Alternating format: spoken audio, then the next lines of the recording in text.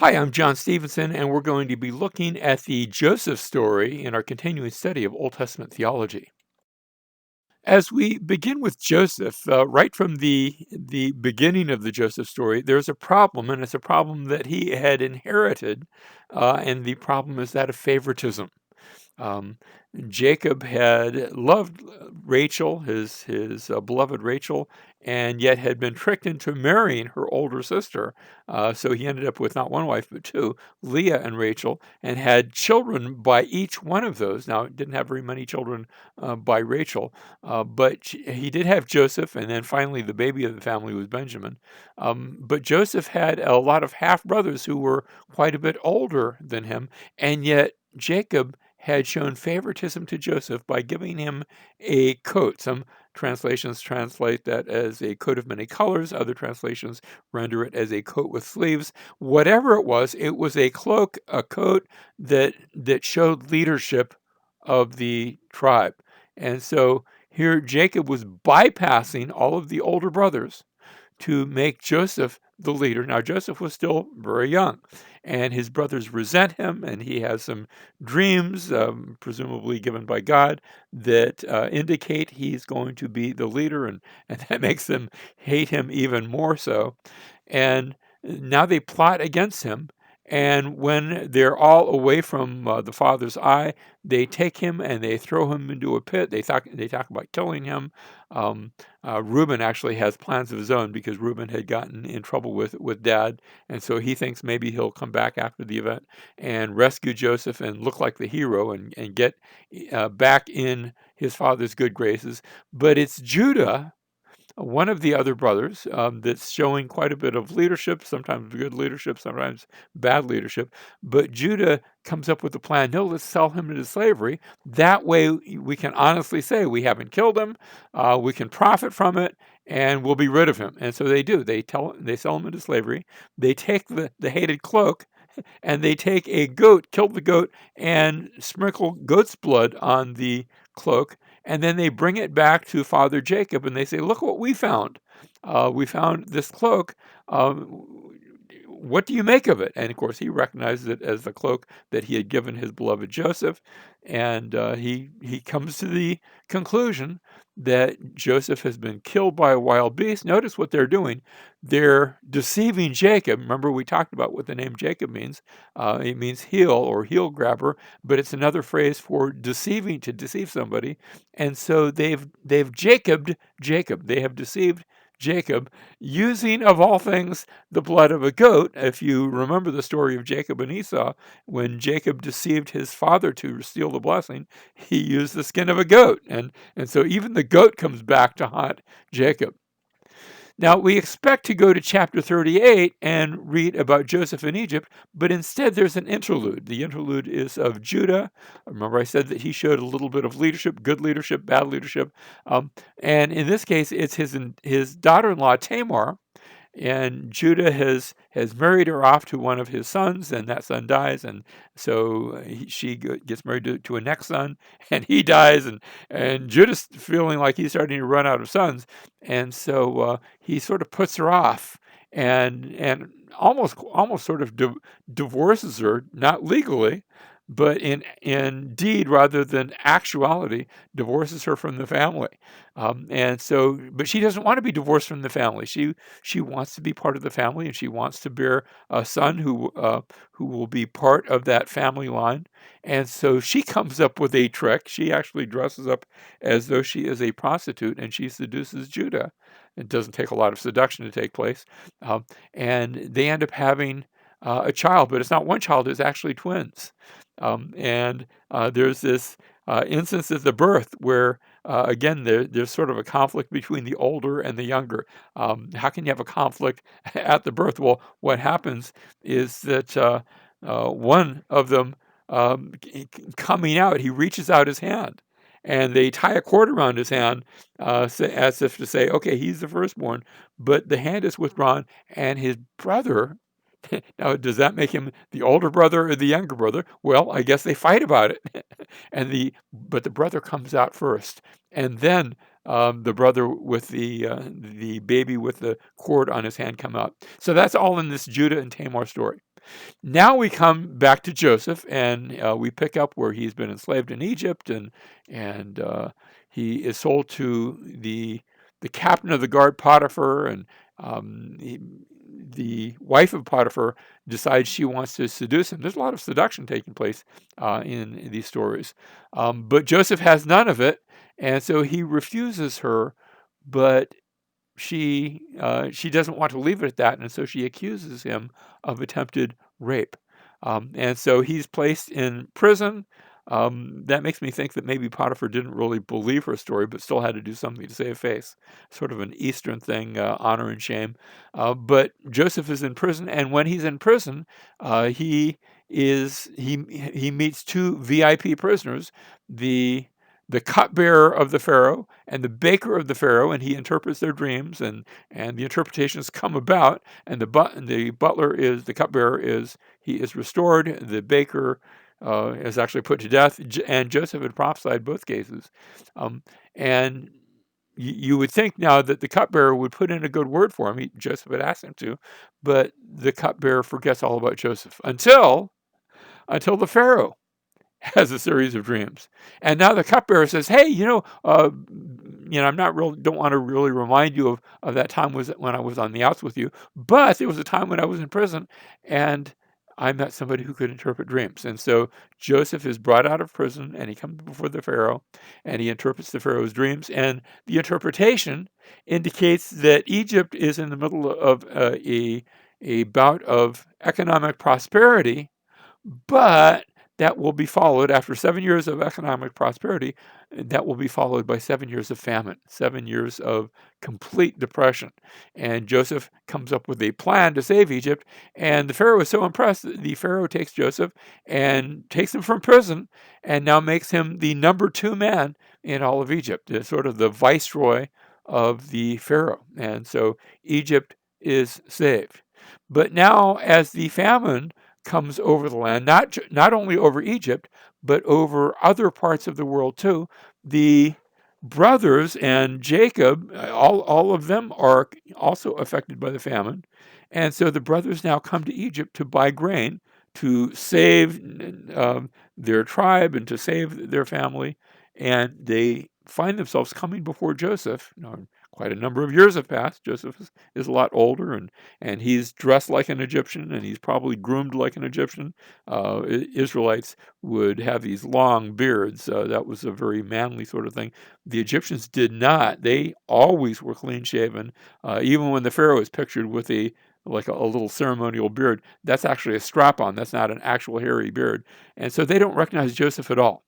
And they come to Egypt, and Joseph recognizes them, and as he sees them, he accuses them of being spies. Now, he knows they're not spies. He recognizes his brothers, but he's doing something, not just to get back at them. He's actually looking to bring about an ultimate restoration, but he's putting them to the test, and he accuses them of being spies. And they say, "Oh, no, we're not spies. We have a father back home. We have a younger brother. We had another younger brother who was killed." And of course, they don't realize it's Joseph they're talking about.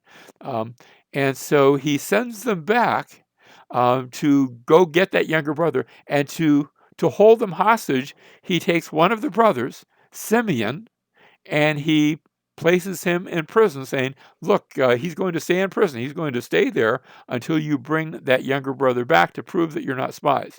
And so Simeon is held in prison, and they return and they tell Jacob about what took place, and he's not willing to let Benjamin go. And so Simeon stays there in prison, and Jacob is obstinate until the famine continues to grow worse, because it's going to be a 7-year famine, and the food is running out, and now they're all going to die unless they do something. So now they finally prevail upon Jacob to return back to the land, this time with Benjamin in tow, and they bring Benjamin before Joseph, and as he meets Benjamin, he says, "Okay, I can see you're not spies." He invites them all to a big party. It's a very sterilized party in the sense that they're all sitting at their table, and he's sitting separately at the Egyptian table. The Egyptians and Israelites did not eat together. Israelites were considered unclean by the Egyptians, and and so he treats them all very well. In fact, he gives great honor to Benjamin and gives him all sorts of presents and things like that, and then sends them on their way with their bags of grain, but also with the money. He had done this in the first trip. Again, with the second trip, he gives them back the money that he had paid, but he takes his own cup, his own silver cup, and places it into the bag of Benjamin, and unbeknownst to him. And so they're on their way back, and now he sends soldiers that stop him, saying, "Wait, wait! Somebody has stolen my master's cup." And they don't know anything about the cup, and so they say, "Well, search through the cup. We're innocent. If you could find a cup in anybody's bag, their life will be forfeit." And they find the cup in the bag of Benjamin. Now, all the brothers have to do to throw Benjamin under the bus is to say, "Well, we didn't know that he had stolen it, but it's not our fault," and they can just go on their way, and Benjamin will go back, and they'll be rid of Benjamin. It's a test that Joseph is putting them to. And it's Judah that speaks up. Judah says, "No, take me instead." Judah is offering himself. He demonstrates his love for Benjamin, for Jacob, for the truth. I don't know. I don't know what's in his heart. But Judah offers himself as the substitute to have him taken instead of Benjamin, and he demonstrates his love.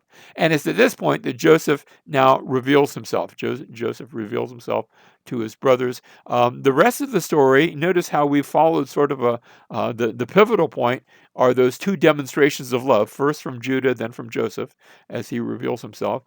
Then you have the entire family coming to Egypt very quickly. You have Joseph, who saves his family. In the same way that he has saved Egypt, he has a place for his family to stay. They're going to come and live in a place in Egypt called Goshen on the northeast side of the Nile Delta. Next, we've seen Joseph enslaved in Egypt. Joseph enslaves the Egyptians, and he does this by means of the famine. They come and buy grain, and they buy grain, and they buy grain, and after a while, they have no more money. And he says, "Well, I'll take your land as payment." And they say, "What do we need land for? We'll starve to death if we don't get grain." So they sell him their land, and then they sell him themselves. So he ends up owning, on behalf of the Pharaoh, all of Egypt. It's quite a striking move. Next, we have another interlude. And the interlude here is a series of blessings and prophecies that Jacob gives just before his death. And he gives prophecies about a number of his sons, but Judah in particular is singled out because Jacob says, "The scepter shall not depart from Judah." That Judah is going to be the leader. From Judah will come forth one who will be king. And this prophecy is given in Genesis 48:10 of Judah eventually being the one who brings forth a king over the Israelites. Next, we have the death of Jacob, and Joseph mourns him. So notice we had Jacob mourning the death of Joseph. Now it's Joseph who's mourning the death of Jacob. And the end of the story is a final reconciliation. We'll look at that in just a moment with his family.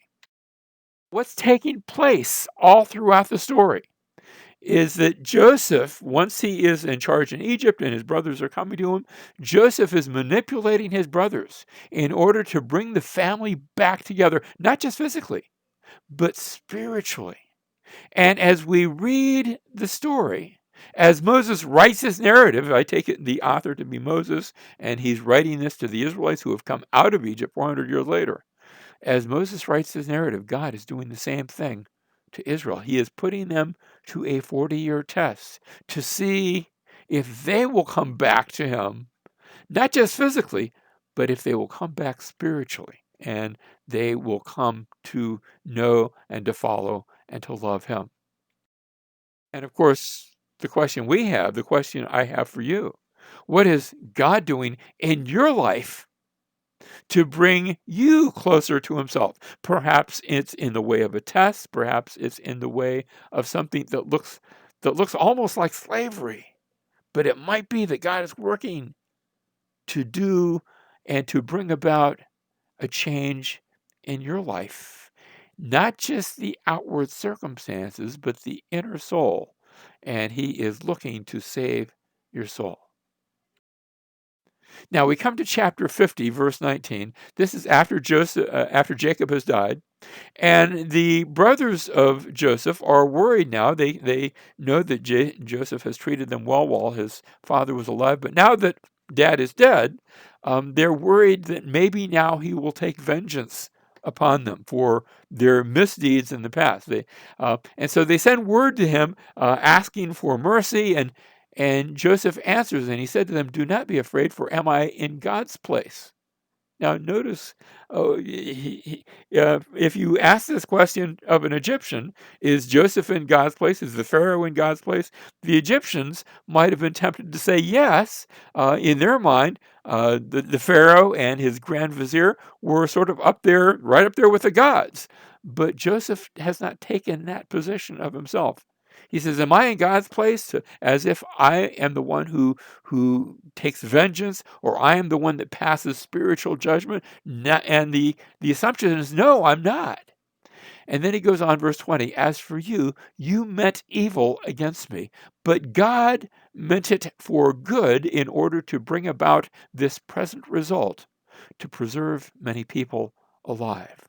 That's the verse that explains the story of Joseph.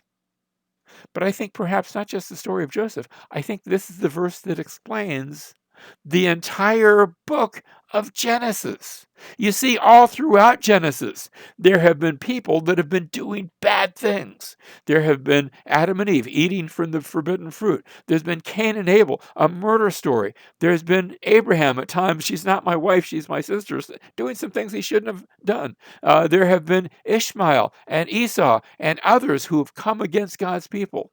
And through all those, people were doing their own thing for their own reason, but God is at work behind the scenes, working his will, meaning it for good in order to preserve many people alive. God was doing it in Genesis. God was doing it ultimately in Jesus. And God is doing it even today. So I want to close with a comparison and a contrast between Joseph and Jesus. Joseph, of course, we said at the outset, was the beloved of his father. Jesus is the beloved of the Father. Joseph wore a coat of many colors. Jesus, he is pictured in the book of Revelation, where his throne is encircled by a rainbow of many colors. Of course, I'm taking that color idea, not the sleeves. But Jesus is the leader of many sons in glory. Joseph was a shepherd. Jesus is the good shepherd. Joseph is hated by his brothers, and they plot to murder him. Jesus was rejected by his physical brothers, and he came to his national brothers. Remember, he came to his own, and his own received him not. He came to them, and they plotted to murder him and to put him to death. Joseph was stripped of his tunic. Jesus was stripped of his robe, hung on a cross, naked between two thieves. Joseph, his tunic is dipped in blood to deceive Jacob. Jesus wears a robe. He's described this way in the book of Revelation, wearing a robe that is dipped in blood, showing the death that he died. Joseph is thrown into a pit. Jesus is placed into a tomb. Joseph is sold for 20 shekels of silver by Judah. Jesus is sold for 30 pieces of silver by Judas, is just the Greek way of saying Judah. It's the same name.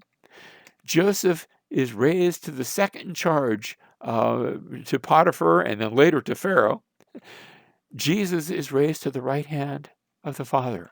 Joseph is falsely accused by Potiphar's wife. Jesus was falsely accused by the religious authorities at various trials that were taking place before he was sent to the cross. Joseph is imprisoned with two men, and you remember one is killed and one ends up in the palace. The cupbearer ends up in the palace with him. Jesus was crucified between two men. One ends up dead and punished. The other, what did Jesus say to him? I truly, I tell you that today you will be with me in paradise. And he ends up with Jesus in heaven. In the Joseph story, the Pharaoh saw the Spirit of God on Joseph. John the Baptist saw the Spirit of God on Jesus. In the Pharaoh story, the Pharaoh tells the servants to do whatever Joseph tells them.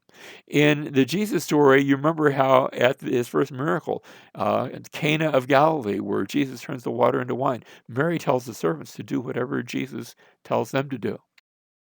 In the Joseph story, Joseph makes a triumphal entry, and once he has been elevated in Egypt, he is placed on the chariot of the Pharaoh, with a call to make way. Jesus has a triumphal entry into Jerusalem where they are exclaiming, "Hosanna! Do save, O God!"